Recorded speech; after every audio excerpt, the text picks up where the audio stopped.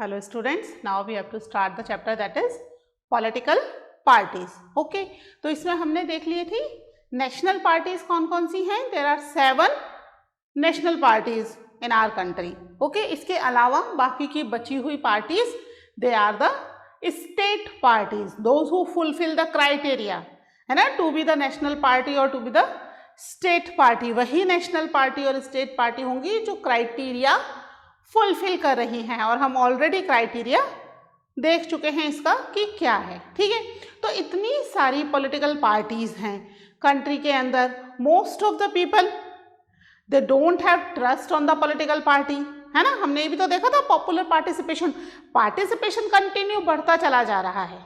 लेकिन अगर बात की जाए ट्रस्ट की, आपसे पूछा जाए कौन सी political party is the best, तो आप भी सोच में पड़ जाओगे. बेशक वी आर सपोर्टिंग वन और द अनदर पॉलिटिकल पार्टी, है ना, हम करते हैं सपोर्ट किसी ना किसी पॉलिटिकल पार्टी को, लेकिन फिर भी अगर पूछा जाए कि कौन सी बेस्ट है, तो बेस्ट पॉलिटिकल पार्टी हमें कोई भी नहीं लगती है.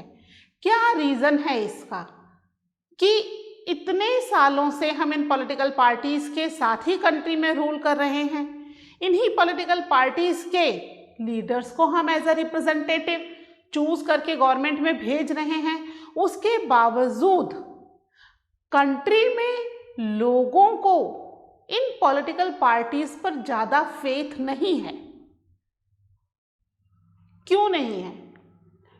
कुछ चैलेंजेस हैं पॉलिटिकल पार्टीज के सामने, जिसकी वजह से कॉमन पीपल पॉलिटिक्स में आने से डरता है, या यूं कह लें कि वो पॉलिटिक्स के ऊपर या पॉलिटिकल पार्टीज के ऊपर फेथ नहीं करता.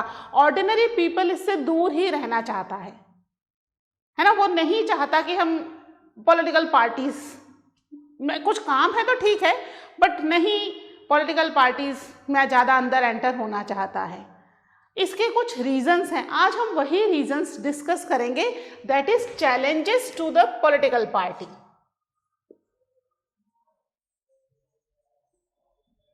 चैलेंजेस टू पॉलिटिकल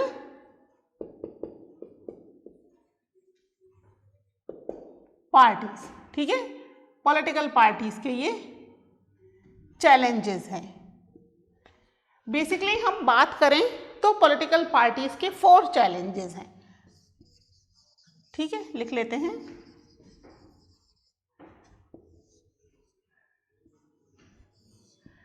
ठीक है, कौन कौन से हैं 4 चैलेंजेस. सबसे पहला चैलेंज है लैक ऑफ इंटरनल डेमोक्रेसी. क्या है सबसे पहला challenge? Lack of internal democracy. ठीक है, यानी कि जो पॉलिटिकल पार्टीज हैं उनमें इंटरनल डेमोक्रेसी नहीं है. क्या मतलब हुआ? एक पॉलिटिकल पार्टी है, उसके अंदर जितने भी मेंबर्स हैं उन सबको हर बात नहीं पता होती कि पॉलिटिकल पार्टी एग्जैक्टली में क्या कर रही है या क्या करने वाली है ना. इंटरनल डेमोक्रेसी नहीं है. जो भी डिसीजन लिए जा रहे हैं या जो भी मैटर डिस्कस करना है वो कुछ मेंबर्स मिलकर के ही आपस में डिस्कस कर लेते हैं. ठीक है, डिटेल में अभी इनके पॉइंट्स हम लिखेंगे. पहले हम देख लेते हैं कौन कौन से 4 चैलेंजेस हैं. ठीक है, सेकंड चैलेंज है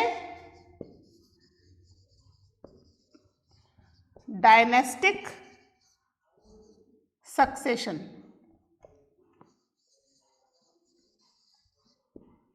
अब ये क्या है डायनेस्टिक सक्सेशन? मतलब पार्टी के अंदर ही, विद इन द पार्टी, एक ही परिवार के लोग, एक ही फैमिली के लोग रूल करते चले जा रहे हैं. यानी पार्टी के अंदर जितनी भी इंपॉर्टेंट पोजीशंस हैं वो पोजीशंस किसको मिल रही हैं?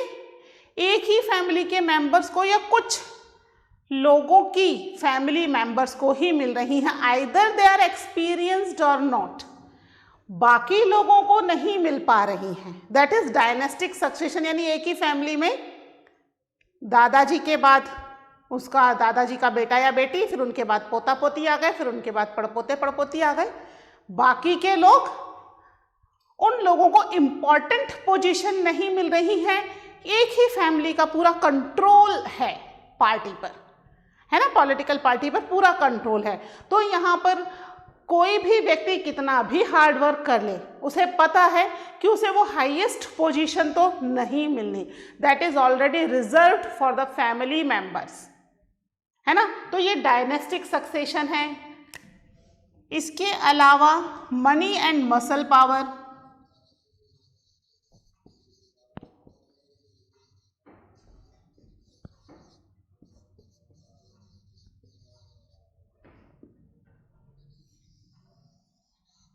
ठीक है, money and muscle power, money तो समझ गए, पैसा, है ना, जो ज़्यादा पैसा खर्च करेगा उसको पार्टी की टिकट भी मिल जाती है कई बार इलेक्शन में खड़े होने के लिए, इलेक्शन फाइट करने के लिए एज अ कॉन्टेस्टेंट।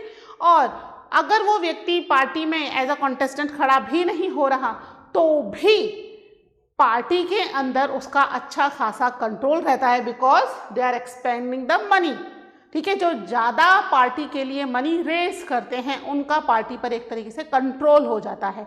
और कई बार पार्टी इलेक्शन विन करने के लिए, क्योंकि पार्टी का मेन जो मोटो है that is to win the election, तो इसके लिए वो मसल पावर यानी कि कई बार क्रिमिनल टाइप के लोगों के साथ भी अपना रिलेशन अच्छा मजबूत रखती है, जिससे कि वो पार्टी जो है इलेक्शन में विन कर जाए, इलेक्शन जीत जाए, ठीक है। इसके अलावा एक और है, ये तो हो गए 3, ठीक है। इसके अलावा एक और है कि जो वोटर्स हैं उनको कोई मीनिंगफुल चॉइस नहीं मिल रही है, ठीक है,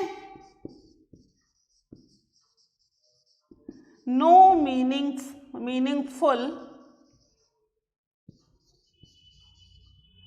चॉइस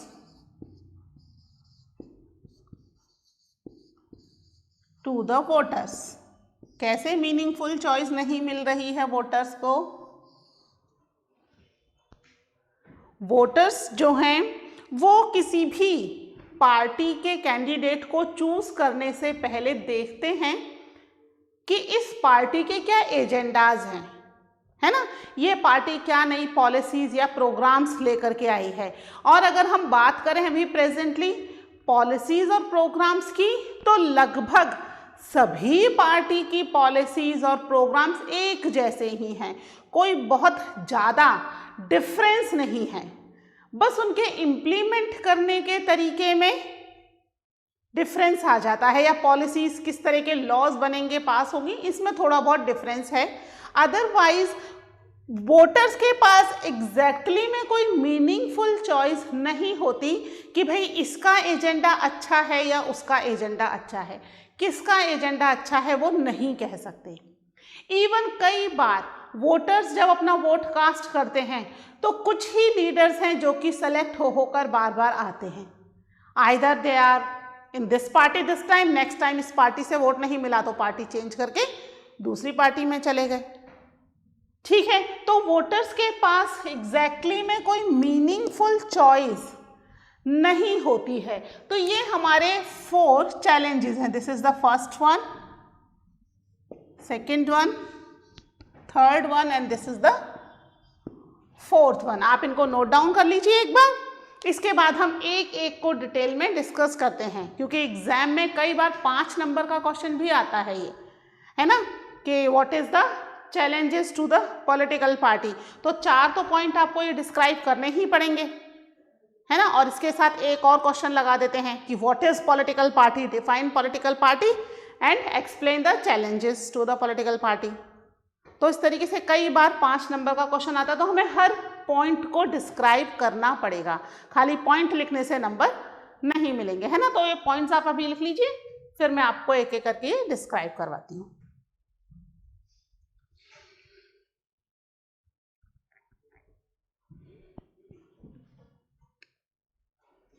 ठीक है, इसको रब कर दूं मैं।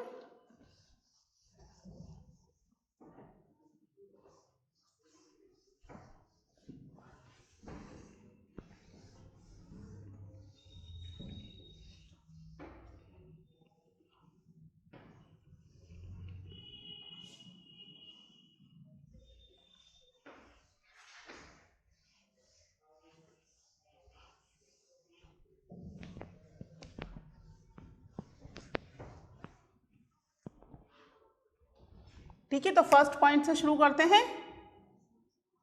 What was the first point? Lack of internal democracy. ठीक है,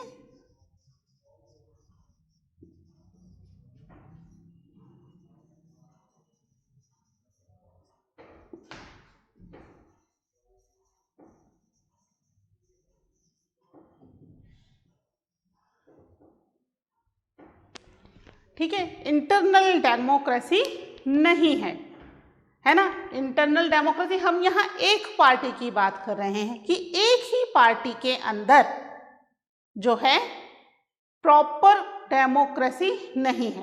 अब वो पार्टी कोई सी भी हो सकती है ना, सारी पार्टी अलग अलग लेवल पर है ना। ये मत सोचना कि आपस में आपस में दो पार्टीज अपने एजेंडाज या अपनी बातें क्यों शेयर करेंगी, है ना।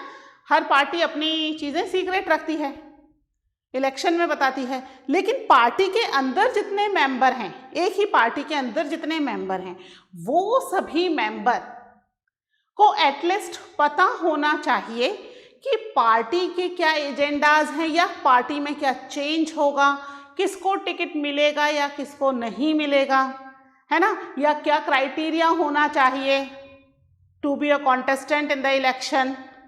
तो ये सब चीजें कई बार पार्टीज आपस में अपने मेंबर्स के साथ शेयर नहीं करती। सारी ही पार्टीज नहीं हैं, कुछ पार्टीज जो काफ़ी अच्छी पावरफुल हो जाती हैं तो वो क्या करती हैं, अपने ही मेंबर्स में सारी बातें डिस्कस ना करके जो टॉप लीडर्स होते हैं वही सारी चीज़ें आपस में डिस्कस कर लेते हैं। ठीक है, तो इसमें क्या होता है, जो पावर है, पावर कुछ ही लोगों के हाथ में कॉन्सेंट्रेट रहती है।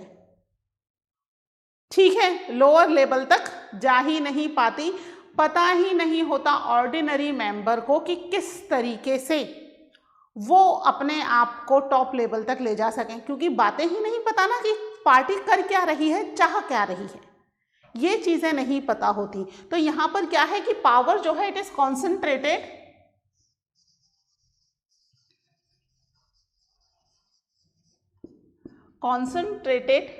concentrated power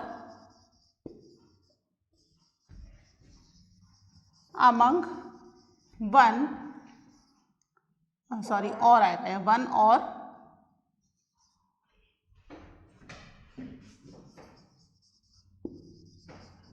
few members। ठीक है, एक या कुछ मेंबर्स के बीच में पूरी पावर जो है दैट इज कॉन्सेंट्रेटेड, है ना। पावर का कॉन्सेंट्रेशन, कॉन्सेंट्रेटेड की जगह कॉन्सेंट्रेशन कर लेते हैं, कॉन्सेंट्रेशन, है ना, concentration of power among one और फ्यू मेंबर, केवल वन या कुछ मेंबर्स के बीच में ही है। ऐसा क्यों है?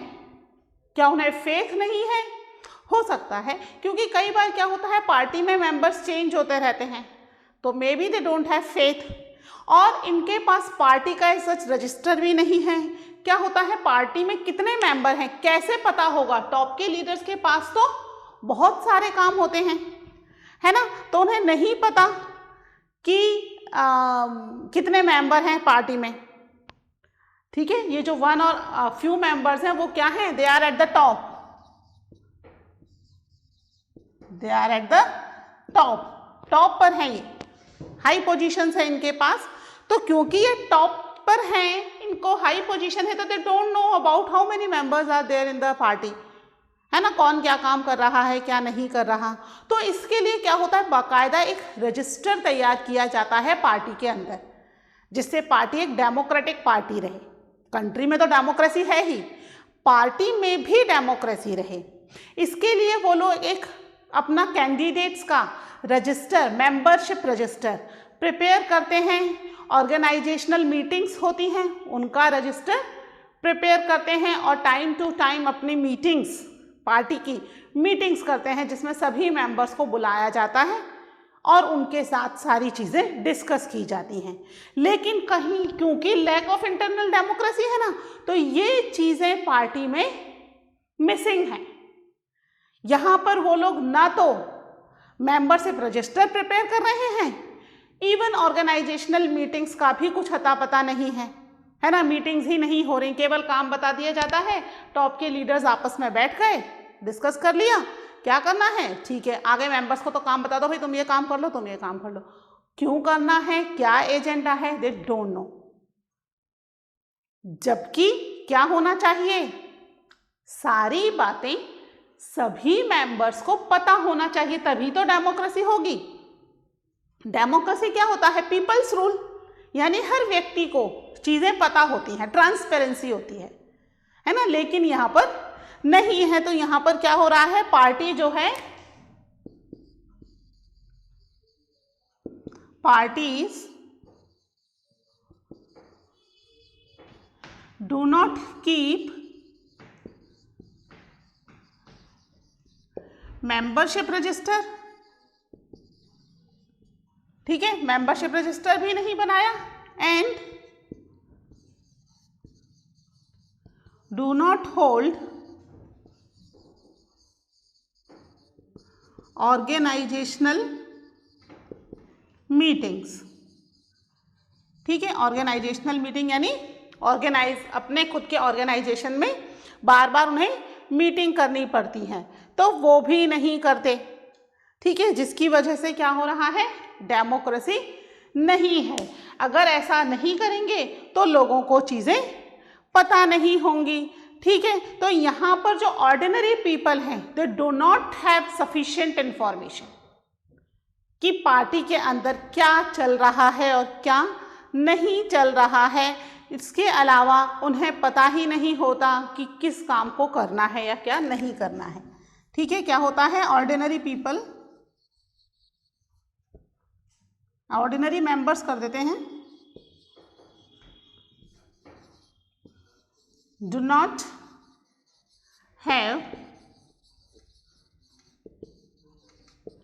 sufficient information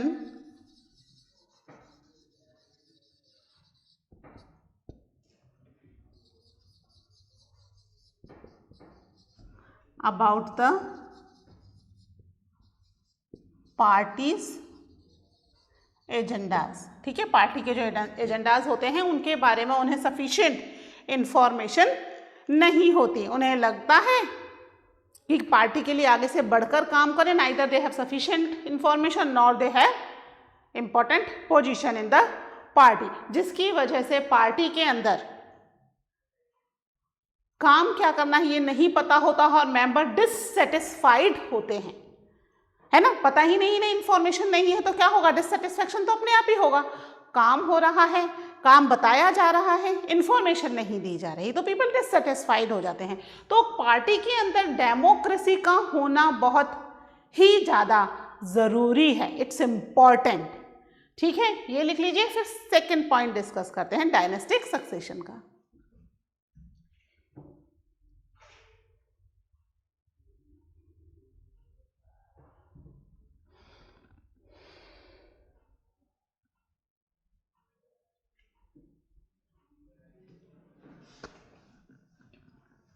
ठीक है, सेकंड क्या था अपना, डायनेस्टिक सक्सेशन, यानी पार्टी में एक ही फैमिली जो है वो क्या कर रही है, वो पूरा पार्टी को कंट्रोल कर रही है। इवन पार्टी की जो इंपॉर्टेंट पोजीशंस हैं वो इंपॉर्टेंट पोजीशंस भी वो एक फैमिली के मेंबर ही होल्ड कर रहे हैं। बाकी मेंबर्स उन पोजीशन के पर पहुंचना तो उनके लिए बहुत ही दूर की बात है। उन्हें पता है चाहे वो कितना भी काम कर लें, वो क्या रहेंगे, उस टॉप लेवल की पोजीशन पर तो कभी पहुंच ही नहीं सकते, है ना। सेकंड हमारा क्या है, that is challenges to dynastic succession।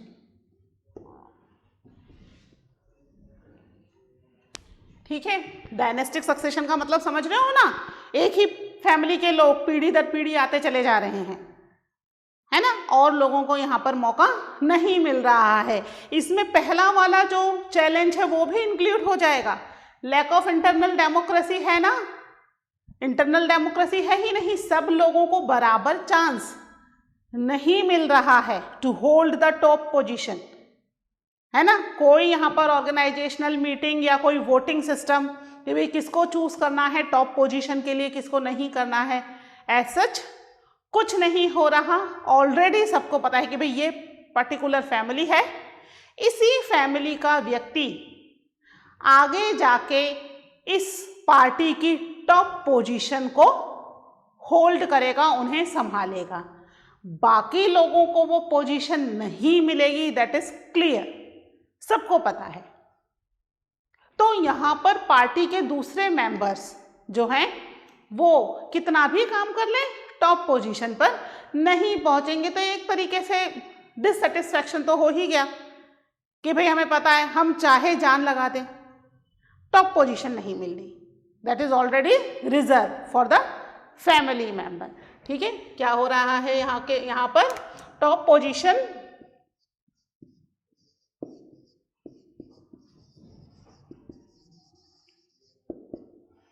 of the party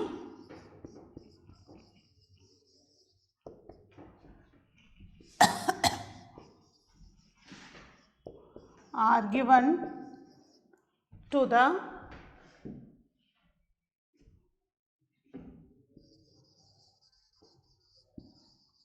members of one family, are given to the या are controlled by कर लीजिए, है ना, कंट्रोल ही कर रहे हैं, कौन देगा,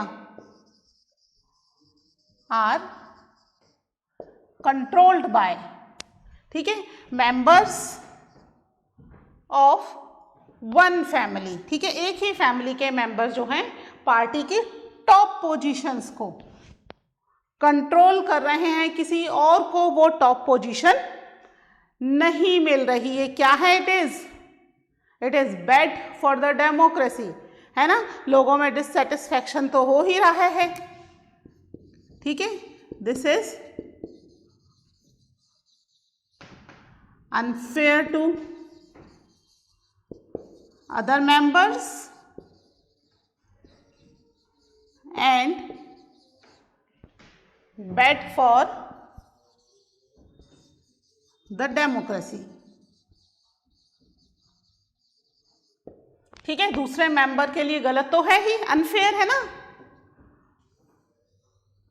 सभी मेंबर्स को बराबर चांस मिलना चाहिए, डेमोक्रेसी तो वही है जहां हर व्यक्ति इक्वल है, इक्वलिटी है ना। लेकिन यहां तो क्योंकि टॉप पोजीशन रिजर्व है बाय द वन फैमिली, तो यहाँ पर बाकी लोगों के साथ अनफेयर हो रहा है, सही नहीं हो रहा, और that is bad for the democracy, वहां पर डेमोक्रेसी नहीं होगी। ठीक है, अब यहाँ पर इस फैमिली के members either they have experience और नॉट, यहाँ ये कोई इशू नहीं है।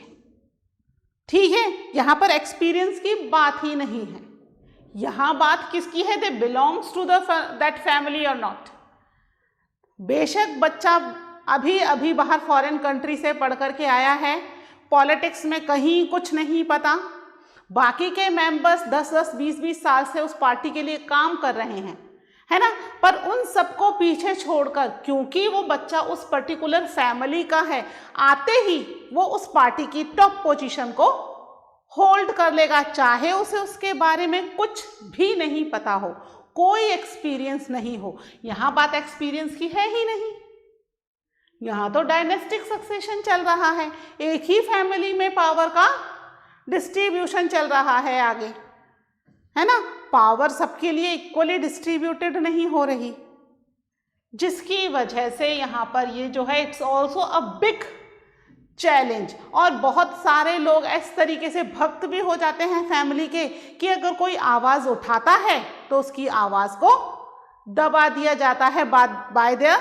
ओन पार्टी मेंबर्स, है ना। कुछ लोग अपनी स्वामी भक्ति दिखाते हैं कि we are very dedicated to this family, देश के लिए नहीं, पार्टी के लिए नहीं, फैमिली के लिए उनका डेडिकेशन है। और क्योंकि फैमिली के लिए डेडिकेशन है उनका, तो फिर वो फैमिली मेंबर इसी बिना पर रूल करते चले जा रहे हैं, है ना। और यहाँ पर जो पार्टी है वो पार्टी जिस हिसाब से ग्रो करनी चाहिए थी, हो सकता है कहीं कहीं अच्छे लीडर्स आ जाएं सेम फैमिली में, बट हमेशा ही अच्छे लीडर्स आए सेम फैमिली में ये पॉसिबल नहीं है। हर व्यक्ति का अपना अलग इंटरेस्ट है। ऐसा थोड़ी होगा सच कि भाई मैं डॉक्टर हूँ तो अब मेरी आने वाली सारी जनरेशन डॉक्टर ही होंगी, या मैं टीचर हूँ तो मेरी आने वाली सारी जनरेशन टीचर ही होंगी और अच्छी टीचर होंगी। इट्स नॉट कंपल्सरी, ठीक है। तो हर व्यक्ति का, हर बच्चे का इंटरेस्ट चेंज होता है, पर यहाँ पर क्योंकि इन्होंने पोजीशन को कंट्रोल किया हुआ है तो यहाँ पर वही फैमिली मेंबर्स के बच्चे आगे बढ़ पा रहे हैं। Either they are good leader or not, ये तो क्वेश्चन ही नहीं है। यहाँ क्वेश्चन क्या है कि they belongs to that family और not. If they belongs to that family तो वो पावर को कंट्रोल करेंगे, ठीक है। अब चाहे वो लोग, दैट पीपल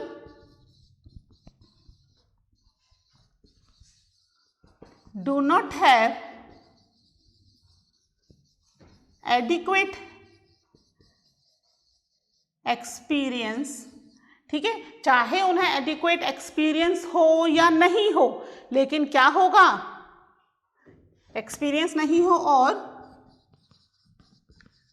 पॉपुलर सपोर्ट्स, और पॉपुलर सपोर्ट भी ना हो, तो भी क्या होगा, क्योंकि वो उस फैमिली को बिलोंग करते हैं तो वो पार्टी में आगे चले जाएंगे, है ना।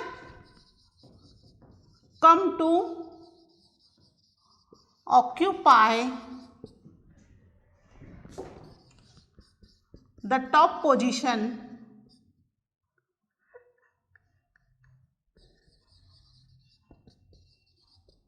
in the party, ठीक है। ये चीज समझ में आ गई।